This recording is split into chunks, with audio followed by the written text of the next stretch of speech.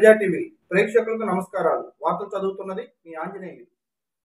దర్శి మండలంలో దర్శి నగర పంచాయతీ యొక్క కంపైట్ వెహికల్ని ప్రారంభించిన దర్శి నియోజకవర్గం తెలుగుదేశం పార్టీ ఇన్ఛార్జి గొట్టిపాటి లక్ష్మి సోమవారం ఉదయం దర్శి మెయిన్ బజార్ నందుగల ఆంజనేయ స్వామి గుడిలో పూజా కార్యక్రమాలు నిర్వహించి ఆంజనేయ స్వామి వారి ఆశీస్సులు తీసుకున్న దర్శి నియోజకవర్గం టీడీపీ ఇన్ఛార్జి గొట్టిపాటి లక్ష్మి, కడియాల్ లలిత్ సాగర్ తదుపరి దర్శి నగర పంచాయతీ యొక్క కంపైట్ వెహికల్ని గొట్టిపాటి లక్ష్మితో పాటు Darsi municipal chairman Abhishek Pichaiah, Darsi municipal commissioner Mahesh, municipal అధికారులతో కలిసి ప్రారంభోత్సవ కార్యక్రమాన్ని నిర్వహించారు.